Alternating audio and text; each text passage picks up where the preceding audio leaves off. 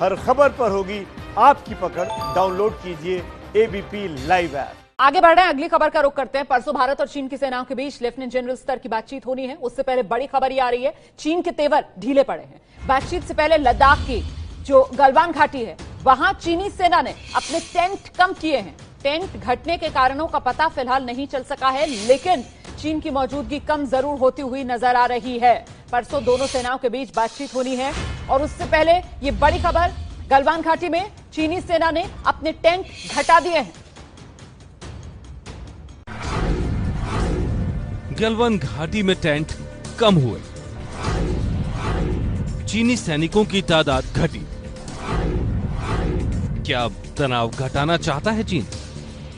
चीन high altitude area में दुश्मन के घर में घुसकर जीत हासिल करने की ड्रिल का वीडियो जारी कर रहा है, वहीं दूसरी तरफ वो टेंट भी हटा रहा है। ऐसे में सवाल यही है कि चीन ऐसा क्यों कर रहा है? पिछले एक महीने से वास्तविक नियंत्रण रेखा पर चल रही तनातनी के बीच टेंट और सैनिकों की तादाद कम होने की कोई वजह सामने नहीं आई है। 6 जून को दोनों देशों के लेफ्टिनेंट जनरल रैंक के अधिकारियों की होने वाली बैठक में साफ हो पाएगा कि क्या चीन वाकई पीछे हटकर तनाव कम करना चाहता है या कोई और वजह है। इसकी एक वजह है भारत का डटे रहना। भारतीय सेना ने NH-44 पर बिजबिहारा में 3 किलोमीटर लंबी हवाई पट्टी का निर्माण शुरू किया है ताकि इमरजेंसी में लड़ाकू विमानों की लैंडिंग कराई जा सके। वहीं कल ही राष्ट्रपति ट्रंप ने 25 मिनट तक भारत के पीएम नरेंद्र मोदी से बात की। इस बातचीत में भारत चीन सीमा पर तनाव पर भी बात हुई। आज ऑस्ट्रेलिया के पीएम के साथ भी भारत की शिखर वार्ता है, यानी घर भी और बाहर भी जवाब देने की भारत पूरी तैयारी में है। सूत्रों के मुताबिक गलवान घाटी में चीनी सेना को भारत के निर्माण कार्यों से दिक्कत थी। भारत अपने इलाके में सड़क, इंफ्रास्ट्रक्चर और डिफेंस फैसिलिटी तैयार कर रहा था।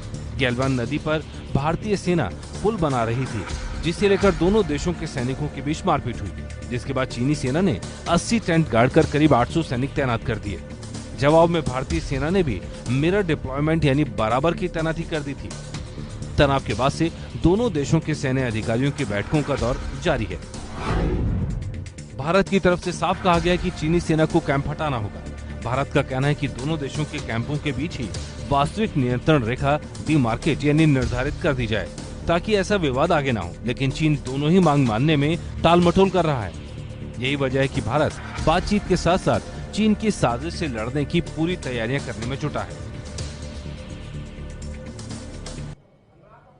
अच्छा देखिए, आज 4 जून है, 2 दिन बाद यानी 6 जून को दोनों देशों के बीच, भारत चीन के बीच जो बैठक होने जा रही है, उसमें पेंगोंग लेक के करीब विवादित फिंगर एरिया ही मुख्य मुद्दा होने जा रहा है।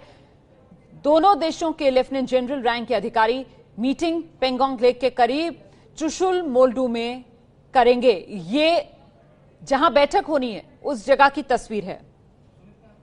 तो गलवान घाटी मुख्य मुद्दा होता तो दौलत बेग ओल्डी में यह बैठक हो सकती थी, क्योंकि गलवान घाटी दौलत बेग ओल्डी क्षेत्र के अंतर्गत आता है।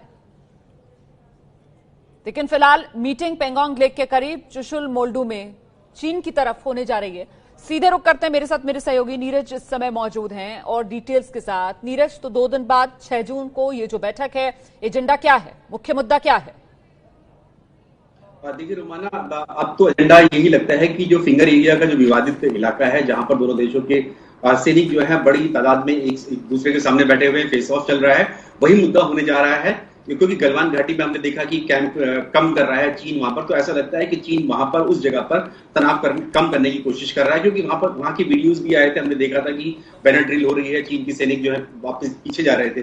तो अब जो मुख्य मुद्दा होने वाला है, एजेंडा यही है कि फिंगर एरिया में किस तरह से विवाद को कम किया जाए। क्योंकि रुमाना, हम जानते हैं कि 1 से 8 नंबर तक की फिंगर्स एरिया है, वहां पे पहाड़ है, 8 पहाड़ी है, जहां पर 1 से लेकर 4 तक जो है भारतीय सेना का अधिकार क्षेत्र है और 5 से लेकर 8 तक जो है वो चीनी सेना का है। लेकिन अभी हम जो देख रहे हैं कि 5 नंबर, और ये कोई डिस्प्यूटेड एरिया है, यहाँ पर किसी तरह की कोई परमानेंट जो बैरक्स है या फिर पोस्ट है वो यहाँ पर बनाई नहीं जाती है। ऐसा माना जाता है कि डिस्प्यूटेड एरिया में सिर्फ पेट्रोलिंग की जा सकती है।